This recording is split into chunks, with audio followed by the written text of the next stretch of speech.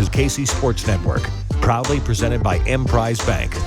What's going on, everybody? Welcome back to Run It Back. I am your host, the Jazsmin Halliburton, and joined with me is none other than the girl herself, Sophie Dilley, making a long trip all the way back to Colorado. Girl, I really appreciate you, stopping by on this, Wednesday night in a very much different time zone. So I really appreciate it.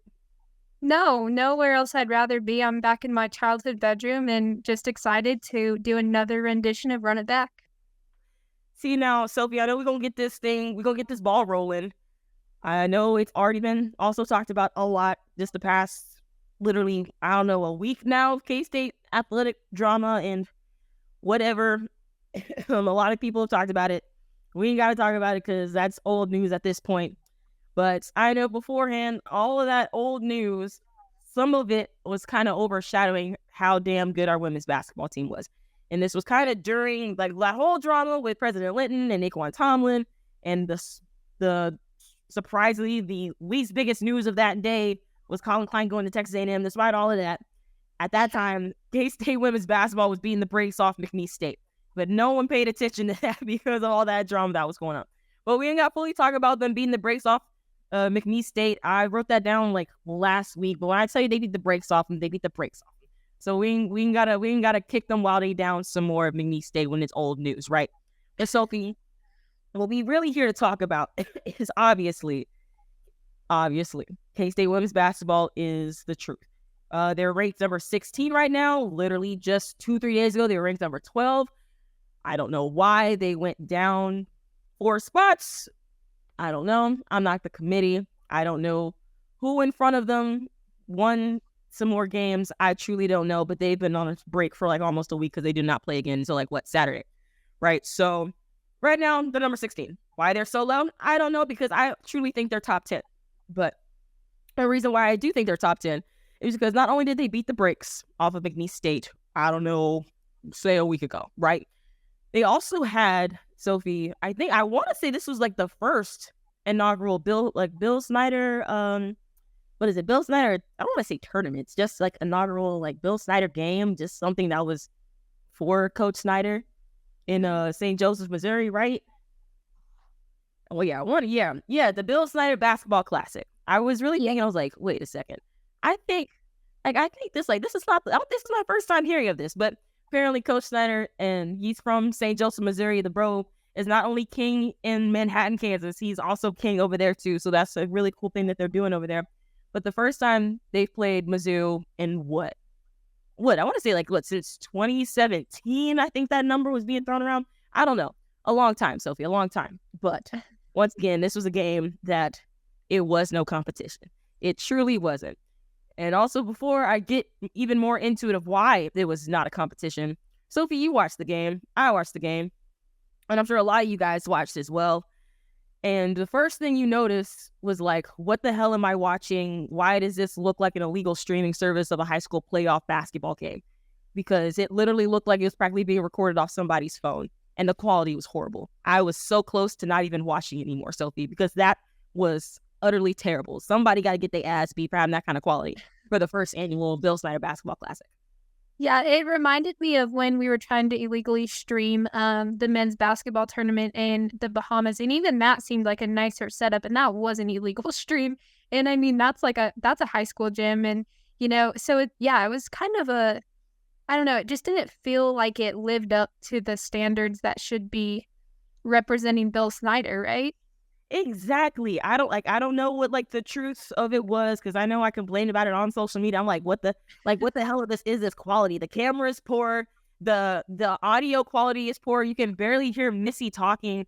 I know, Sophie, we've been on the radio, and we have something called the Dallas plan, where when our equipment was not working, we passed the phone back and forth, and that's how we called games at the radio station, and it sounded horrible. It literally sounded like they were calling the game on a cell phone. I'm like, whose idea was this?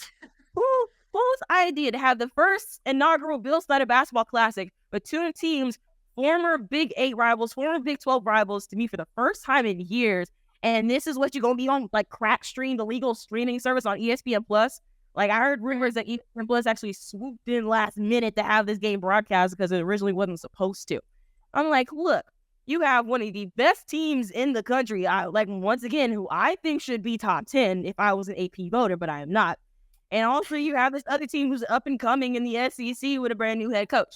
I'm like, why in the hell is it supposed to look like this? It was grainy. It sounded horrible. The replays were slow. I don't know if it was just because I was watching it on Hulu. I don't know, but it was pathetic, Sophie. It was really pathetic. And I really hope the second time around next year, they really get this thing bumping and going, because that was embarrassing. Yeah, and you know what? That actually makes me feel so much better about our HD TV broadcast for ESPN Plus, right? You did that sideline last year, and I think we do a pretty bang-up job. But then when you compare them to other things, I'm like, okay, we're actually goated. Bro, and honestly, I totally forgot about this, because I was watching, once again, I was just dumbfounded by this was this close to being unwatchable to me, but because I am a huge fan of this team, I'm like, all right, I'm gonna tough it out. I'm just gonna be like, boom, there we go. I'm getting buckets. They saying they too little, yada yada. But then what I saw was the lower third graphic of the player was from the news. It literally had the news quality lower third. When it said Ayoka Lee at the free throw line, it literally looked like Ayoka Lee on the evening news lower third. I'm like, what is this? And any sort of point graphic, because honestly, the news station I work for used the exact same graphic. So that's why I was like, what the hell is this? What is this supposed to be? Like, what is the quality of this? Is this some high school running it and just found out they got some lower thirds they can use from the news? I just want to know. I want to have a discussion. I would like to have a one-on-one discussion on why the hell this was even allowed to be produced like this. Did y'all just decide to do this last minute? Be like, everybody bring your phones. Everybody bring your phones and do it on IG Live. It would have been a better production than that was, damn it. Jeez. It should have been us. I mean, I think we could have produced that 10 times better, honestly. And for such a big matchup, it isn't like we were playing McNeese State. I mean, we're playing another Power 5 school for somebody that's very important. So it's just a little bit embarrassing. It was, but I know K-State's not gonna let that slide twice. I know for a fact Brian Smoller and Andy and all the people who run the stuff, their K-State HDTV, I know they're not gonna let that slide. And I don't know who's in charge for anything at Mizzou, but I know they could not have been happy with that either. I'm sorry. Nobody in their right mind. If you weren't in the actual building, it did not look great. The production did not look great. And I really hope they learn from it. I truly and utterly do. I think they will. Because bro, ain't no way they gonna let that slide again. But I digress. I just really had to get that off my chest, because when I was watching, I'm like, am I watching? Am I sure this is ESPN Plus? Did I hit something on accident? That's what my thoughts were, and I just had to get that off my chest, Sophie. I just had to get it off my chest. We all do. I understand, because what the hell is this? But either way, I digress. Like I said, I would. Now we can go on to the ass whooping that it was. You feel me? Okay. So clearly, it was not close. K-State ended up with 84 points. Light work. Mizzou, 56 points. I understand, we've talked about probably a million times before, the offense started off pretty slow. It typically does. K-State was shooting, 35% from the field in the first quarter, 14% from three. That sounds on point. That sounds exactly what they've gone through in all 10 games that they've played this season. Whatever. But when they get going, I tell you, from quarters 2 through 4, that's when the ball gets rolling. That's when they get really consistent. I can say that their offense starts slow literally every game they've played so far. And for the most part, it's true. That's consistency. But those other 3 quarters that they play, it's consistent. That's when they start going. That's when they start getting hot. And that's when teams seamlessly doesn't seem like they have the greatest chance, especially when they start putting the clamps on them, because they are truly one of the best defenses in the country. I will beat that dead horse until it comes back to life, because I truly believe that, Sophie. Yes, but, and go ahead. No, it's just so shocking that our numbers were so low in the first quarter, because one of the things that turned my head was our overall shot percentage throughout the game. I mean, we shot almost 50%. So if it was so low in the first quarter, we were shooting lights out in quarters 2 through 4. It wasn't just good. It wasn't just great. It was excellent. It really was. And to bring your total game to shoot 35 of 72, that's nothing to sneeze at. 84 points. I mean, you can't ask for much more. You really can't. And I mean, just watching the game, like, honestly, a part of me was like, I don't want to say I was worried going into this game, but I know, like, I know a trap game when I see one, right? Yeah. I feel like in any other K-State women's team in years past, this could have been a trap game. I know Mizzou, there's, got a new head coach. They're starting out early, some new players, some freshmen, some transfers and things like that. And other times, yeah, I think this would have been a trap game. It's away. We obviously know the struggles that this team had on the road last year. And even though this was a neutral site, this was still, on the road, right? So in years past, I truly thought this would have been a trap game. But this time, it was not a competition, Sophie. Like, it was no way in hell that this was a competition.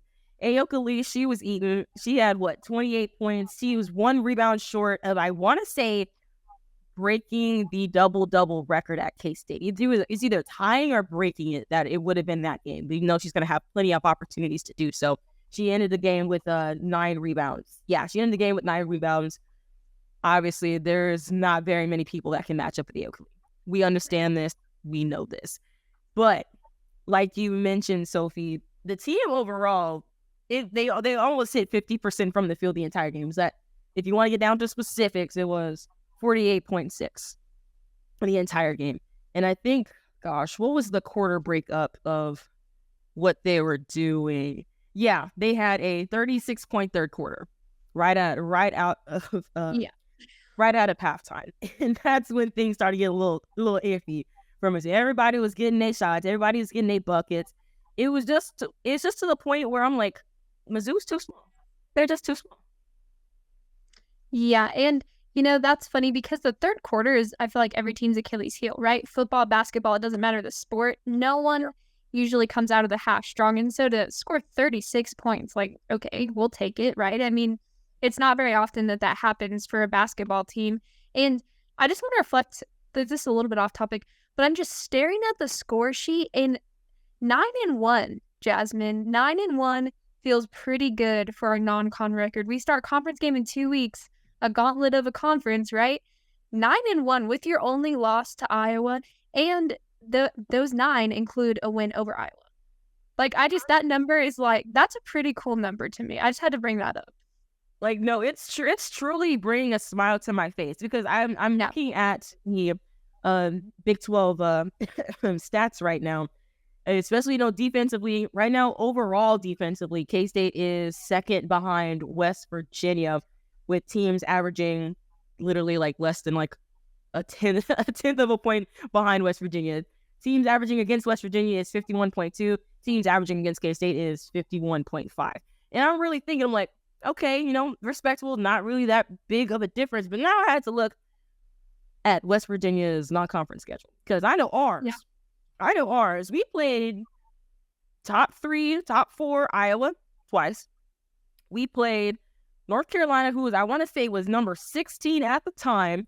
We played them. We played Wisconsin. We played, who did we play? We played Jackson State, who turned out to be a giant killer and made it to the NCAA tournament, another really tough team. And it was not close. The closest game essentially was obviously, Iowa. That's normally how it goes. And then, of course, we beat North Carolina, I want to say by 7. But those are 2 teams that were drastically held under their usual point total. And the only ranked opponent that West Virginia played was 25th ranked Penn State on, I want to say, last Monday. That was it. So their record, it's decent. The typical non-conference. They played Pitt and Penn State were the only 2 Power 5 teams that they played. Right. And looking at the score of their opponents, yeah, that them averaging 51 points literally looks about right. But, and this is a big but, they do not lie, all right?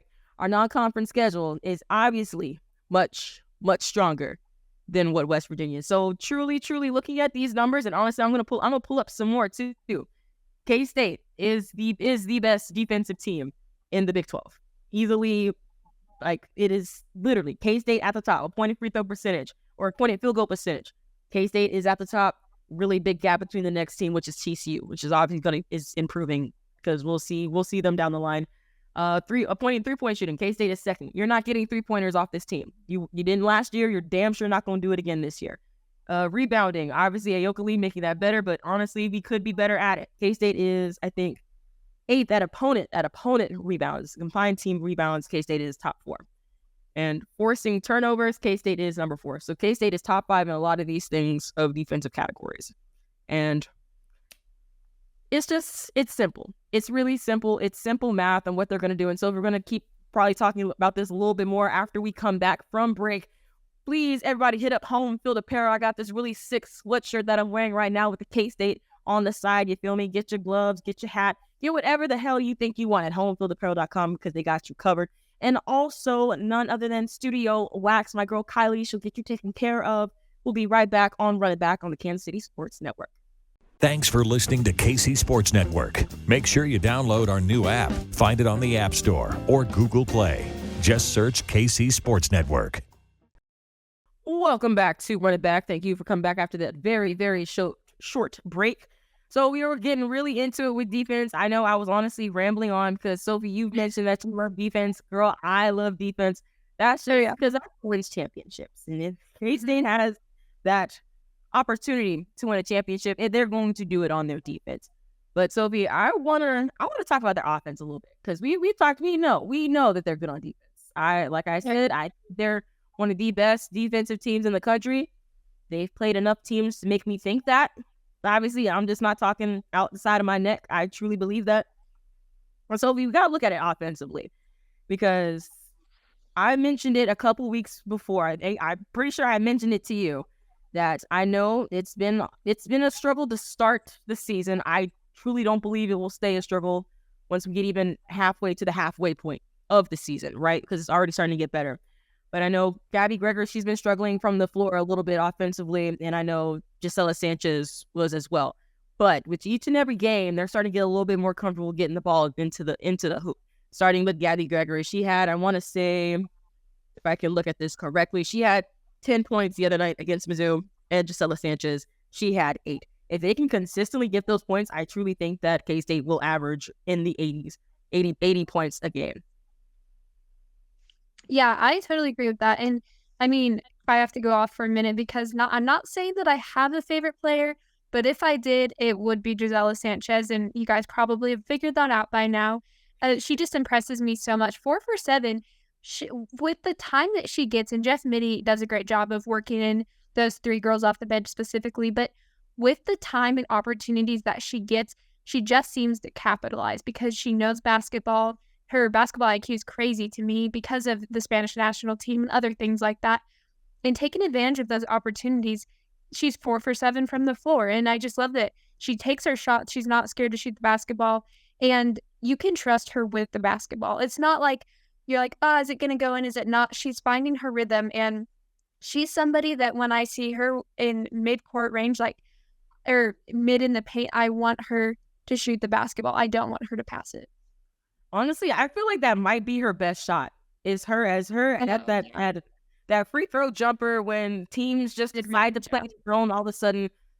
I feel like where that would work for specifically Gabby Gregory and Gisela Sanchez, when teams start to play that 2-3 zone, you see them being able to get their shots up at the free-point line. We saw Gabby do that in the first game against Iowa when she wasn't having a great game offensively. But when she wasn't always there when you need her, but she's there when she's there when you call her. Or no, she's not there when you call, but she's there when you need her, especially in that specific game. That's where she was able to hit that shot when Iowa was in that 2-3 zone. So boom, that's something for her. And obviously, Gisela, she's coming off the bench, and so that's going to be something for her as well. Gabby and Gisela are going to use that opportunity to shoot a free throw line jumper that's going to be open. And of course, the Glenn twins and Serena Sundell, when they're in that position, they're mainly going to drive to the basket or kick out for a 3, right? But it's giving them that opportunity when they're having a rough shooting night, when a team decides to go into a 2-3 zone defense against them. It's gonna give them an open shot.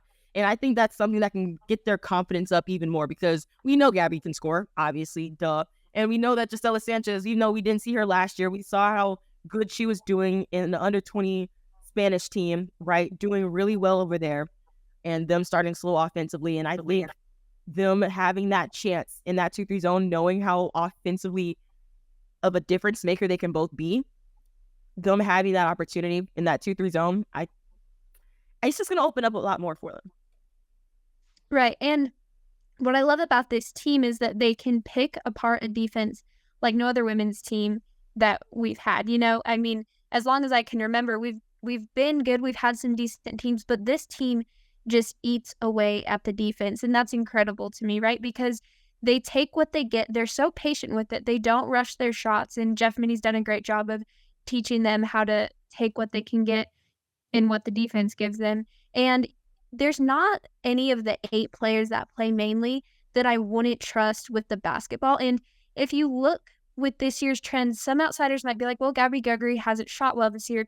And little do they know, they don't know Gabby Gregory. So she's kind of a weapon almost at this point. She's something in our back pocket that hopefully she catches fire at the right time, which is going to be when conference play starts up or games get a little bit more competitive.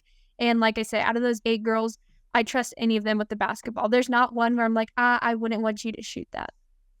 Oh, no, for sure. Because I know Gisela's not that, like, in that role yet where if the ball has to be in her hands, that she's going to be out there to take that final shot. I'm not saying that that's not going to be the position that she's going to be in later in the season. I know that's going to be, that's Gabby's spot right there. You need someone to clutch bucket. It's going to be Gabby. That's you clutch. That's on top of her locker. Okay. Because we've seen that gene in her. We've seen that clutch gene time and again, right? And we know offensively, maybe not the strongest of the year. And honestly, I got to thinking a little bit more about it because I think her role maybe like offensively, maybe only ever so slightly different. Not that much different, only ever so slightly. Because last year, to me, she's probably like the best post-up guard in the country, or one of the best post-up guards in the country. The most consistent, paint present was Gabby using her strength, posting up other guards and getting an and one, a tough and one more than likely, or getting able to go to the free throw line when she wasn't able to get the bucket, right? So I feel like since she doesn't have to do that anymore, because obviously you didn't have Yoki last season, so of course that she was probably our more consistent paint presence throughout several games. She didn't have to do that anymore. So not going to the free throw line. When you have a tough shooting night, best thing for you to do is to do what? Go to the free throw line and see that ball go through, right? So I guess she doesn't have to do that as much. So you're relying more on her perimeter shooting, which we all know she's goated at. And that's just something that's going to come with more confidence. And like I said, we've seen that before. She's already being able to, average, I want to say like, if I say like the past 4-ish games, I think she's, averaging about like, 8 to 10 points, right? Before that was averaging like maybe like 4-6 points. She wasn't like the offensive presence that we've seen her. But I truly believe I'm not worried about that. So I truly and utterly am not worried about that because they're not relying on her to score as much either. Because obviously Jalen Glenn, she's turned into a 3-and-D type of person. She go lock up the other team's best player, and she's also going to sink some deep threes that we definitely barely saw that last year. Definitely didn't see that the year before, but it's turned into one of her strengths this season. And obviously you got Briley Glenn as well, another strength that she's going to have also 3-and-D capabilities in the wing. And of course, Serena Sundell being able to get to the hole as well. So she's like, Gabby's not going to be relied on to heavily score. And obviously having Yoki back, that answers itself, right? And I wanted to mention even more so, Terrence Sides being able to come off the bench. We talked about Gisela coming off the bench and what she's able to bring offensively. Man, when the ball is in Terrence Sides' hands, see her and Zayna Walker. I know Terrence Sides is going to be the primary ball handler when her and Zayna Sides' team. When it's their team, I know that Terrence Sides is going to be the ball handler. But to have that kind of confidence in Terrence Sides, a freshman, a true freshman, girl, sis was in high school just a mere few months ago. She has the ball in her hands when she's even on the floor with Serena Sundell, who is the point guard of this team. It's like that type of confidence and that we've seen grow with every single game so far, Sophie. Right. And so backtracking just a little bit on what you were talking about with like Gabby Gregory, offense does look different this year because we almost took, my freshman year of college when the three were freshmen as well. It was the Ayoka Lee show, right? Because that's all we had. And then last year we didn't have Ayoka Lee, so it was the guard show. And we don't see as much driving the lane this year because why would you when you have Ayoka Lee standing in the paint? And so it's the best of both worlds combined. So it does look different offensively. And the other thing that looks different is, you mentioned it, everyone is eating right now. And so that takes a little bit of pressure off of Gabby. If she can find her shot right now, it's not the end of the world. We're not relying on her to score 25 to win. And so hopefully that takes a little bit of the pressure off of her mentally, and she knows that she needs to get it figured out, but that she has time to fix it. And it's not like, okay, Gabby, our season rests on your shoulders, right? Because we have, 6 or 7 other players that are scoring buckets every single game. And again, we're just not worried about her finding her shot at all. And like you said, one of those players is Taryn Sides, and just the confidence that she has as a freshman. And I know Jeff Mittie has helped that. The coaching staff has helped that. And then her teammates as well have encouraged her, shoot the basketball because you're good at it and you're going to make it. But for her to have the guts to go out and do that, I wouldn't do that as a freshman. Even if people told me, oh, go ahead, take that shot, I would probably be like, no, that's okay. Like, we have some of the best basketball players in the nation on our team. They can take it. But she said, okay, I'll take it. And she's making them. And that's a really cool thing. And if she can do that as a freshman, imagine what she's going to do when she's an upperclassman and this is her team. I know I have to slow down because I always love potential. I'm one of those people who, like, when someone misses when someone misses a shot or someone misses an assignment, other people be like, oh gosh, they suck, get her off the floor. I'm like, y'all don't see what I see apparently, because this is a freshman. I know when you can tell when certain players try certain moves that they've practiced and they try it in a game. That's the best way to do it. Sometimes it doesn't work out and sometimes it does. When it does, you'll be like, oh wow, I didn't see that one coming. But everyone else who knows ball like we do, so we're like, yeah, I see. I've seen them practice that move in a game. I won at least once or twice, and that's just one of those things that we've seen Taryn Sides do. And it's just, it's more so because I think people know the potential that she has, because you see a lot more of it. Wow, instead of freshman mistakes, there is not a lot of freshman mistakes from Taryn Sides. Obviously, you're gonna have some, because for freshman without freshman mistakes is like spotting a unicorn with a piñata hat on. I don't know. It's impossible, right? But the fact that her mistakes, they're so little for someone to have the ball in their hands as much as she does. And for Coach Mittie, you mentioned it, Sophie, the confidence that he is giving her, saying, whoa, other freshmen are I don't want to mess up. I don't know if I want to do this pass, or I don't know if I want to take this shot. Man, I recall her hitting a logo 3 in front of Caitlin Clark's face. At Iowa. Okay, I recall her doing a behind the back pass to Ziana Walker in the Bill Snyder Classic against Mizzou. I'm like, bro, there is a short list of freshmen who has that type of confidence, and those short list of freshmen are on some of the best teams in the country. And Taryn Sides, I don't know where she ranks. I know there's really good ones. I know there's that girl from USC who was averaging 30 points the last, 5 games. There's also girls from South Carolina and from Notre Dame. But you got to take baby steps to get there. And right now, I truly think top 10 freshmen in the country right now, I'd want to say Taryn Sides is in that list. I truly do. Confidently. I say that confidently, my whole chest. Yeah, and she gives me Marquise Noel vibes, right? And hear me out. It's because she takes the deep threes, but it's because she's a student of the game, and all of the players are. And Coach Mittie's talked about that a lot. They're in the gym, they're watching film. They really, really want to learn about basketball, learn about the game to become better. But you can see that Taryn Sides understands basketball. And then when she's on the bench, she's talking to people, she's watching, and she just wants to get better. And that reminds me a lot of Marquise. And then just the way she carries herself, in the way that if she misses a shot, she doesn't hang her head. And that's a really hard thing to do as a freshman. I mean, I think back to when I was a freshman in high school. I know there's an age difference there.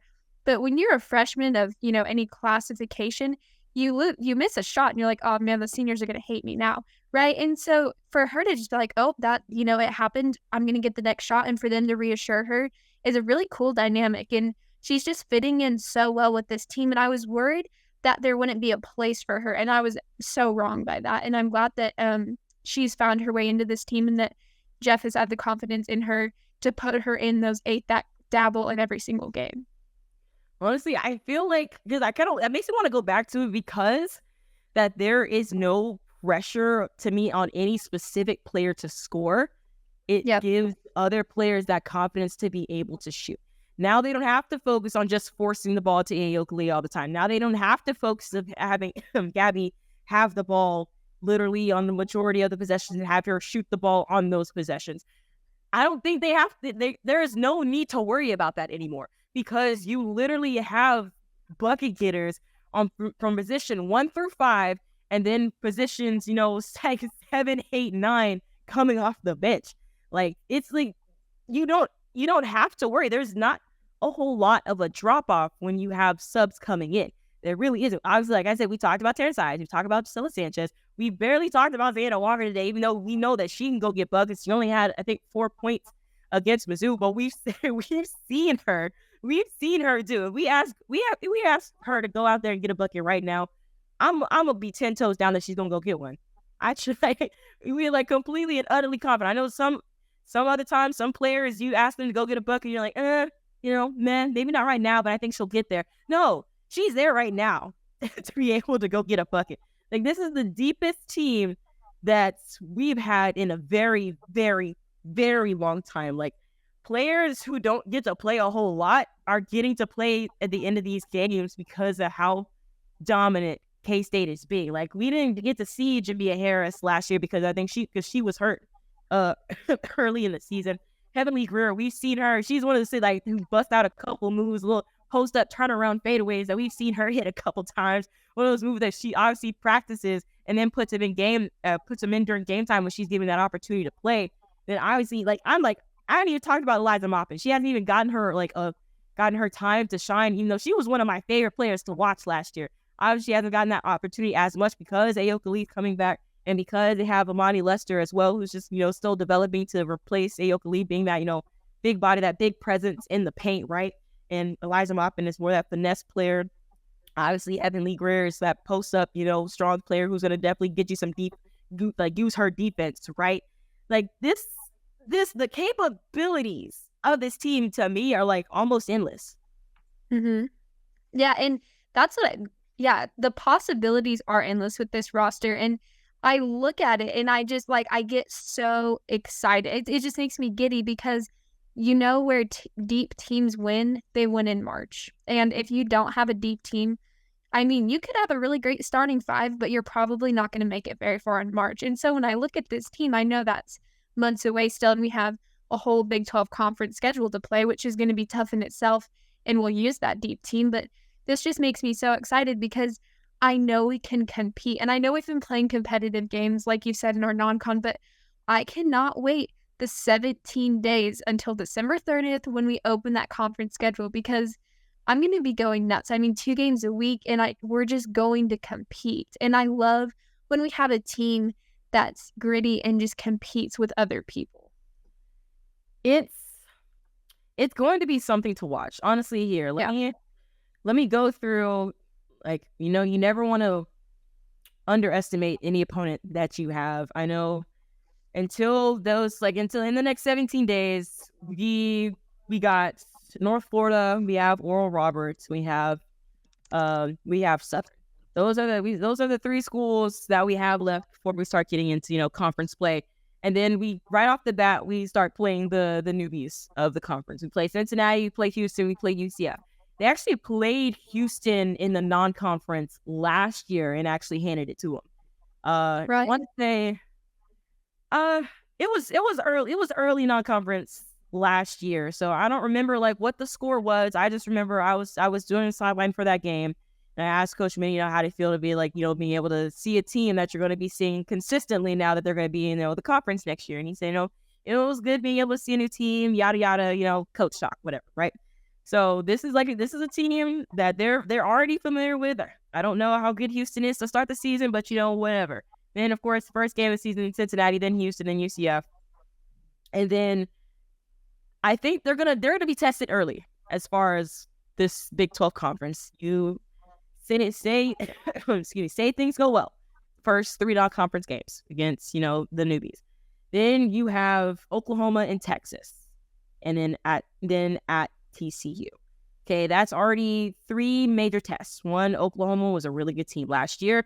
They're expected to be a fairly decent team again, even though they've lost a lot of people. Still not going to sneeze with them. Texas, obviously, it's Texas. They're Big 12 champions. They literally just beat UConn this past week, right? That's already a huge accomplishment in itself. Like the way we beat Iowa, they beat UConn. And then at TCU, I understand TCU was terrible last year. They were terrible. They were bottom of the Big 12, and they had 1 Big 12 win. You want to know who that 1 Big 12 win was? That was against K-State. Because when K-State did not win a single game on the road, that was one that sucked the most, because they lost to the worst team in the Big 12 conference at that point in time in TCU, at TCU. So them going back there with this team that is already much better than they were a year ago, because they have a new head coach, they have a whole lot of transfers on that team. So right there. And then it just doesn't stop. It's going to be an early test first and foremost, because then we have KU. KU, who I think we won the second. I think we split the series against KU last year. But KU won the WNIT, and they are projected 3rd in the Big 12.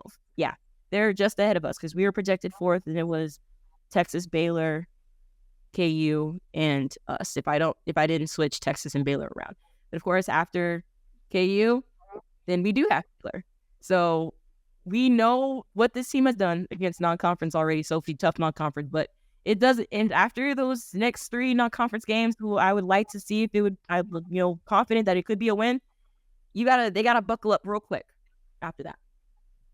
Yeah. So we play Texas twice. We play Baylor on the road. Those are really tough games to deal with. And I would say, in terms of our conference schedule, we're going to have it pretty hard, like you said, because we expanded this year, right? And so it's not just 1 home, 1 away. Everyone has a different conference schedule. And so there are teams that are going to have it easier. K-State is not one of them. But the nice thing is that we know these other teams are looking at their schedule, and they're like, oh my gosh, we play K-State twice, or we play K-State 1 time and it's on the road. And we're that team for other teams where they're dreading it and they're going, that makes our schedule so much harder. And I love that we pose that threat to people and that they're nervous to play us, because they should be. They should be nervous to play us in Bramlage, and they should be nervous to play us twice, because if we beat you once, we can beat you again. And Sophie, I'm so glad you added that too, because now looking more into this schedule, we've already had 1 nationally televised game, and that's the one that we won against Iowa. We are on ESPNU twice already in that tough schedule. We're on ESPNU against Oklahoma. We're on ESPNU against Texas. That's already a huge step up, because we were on ESPN Plus for every single game last year. I know, because I covered every single one of them damn games on ESPN Plus. So already 2 games nationally, and then we played Baylor on FS1. So in the first, I want to say, of this really tough schedule against OU, Texas, TCU, KU, and Baylor. So there's that 1, 2, 3, 4, 5. 3 of them are played on national television. I just want to close at that. I just want to close at that, because you get your respect. We got, and then on national television again when we play Texas, at Texas, and then again when we play KU. They're putting the Women's Sunflower Showdown on national television, Sophie. That's awesome. That's so cool. And you know what? Not only can we prove stuff on national TV, but I'm telling you guys, anyone that listens to this show, go to Bramlage and watch them, because there's 11,000 seats in there, and tickets are $5 to $7 a seat. And this is so much fun. We need to be packing Bramlage just as much for the women's as we do for the men. So just encouraging everyone, if you want to see good basketball, you can't ask for better than K-State women's right now. Damn straight. This is the highest ranking we've had in a very, very long time. High, consistent ranking, already brought down other ranked teams. What is not to like? And I have true and complete and utter faith in K-State Nation, Wildcat Nation, that they be able to show up, because they love it when teams win. And right now, K-State women's basketball is winning. And that's exactly what everybody needs right now. Forget all the distractions that was last week with all that other stuff. Obviously, our men's team forgot about it. They just put the whooping on LSU, and damn sure it was no sort of worry or question with our K-State women's team so far this year. All right, we had to worry about Jack Dilley squat. So I know for a fact that K-State Nation is going to show up for this team. But guys, that's going to be it for us. I know we talked about it. We talked about a whole lot with this K-State women's team because that's the only game that came on this past week. They do play again. They play, I think, what was it? What did I say? It was North Florida on Saturday. Yeah, North Florida on Saturday on ESPN Plus at 4 o'clock. So please show up. I know y'all will. We ain't got no issues with that. So I really appreciate y'all for tuning in. Sophie, appreciate you for being able to stop by with me. I know we went on a little bit longer than initially thought after a long day of driving. So, girl, I appreciate it. Y'all can catch us back on Sunday with Run It Back. We'll see y'all then.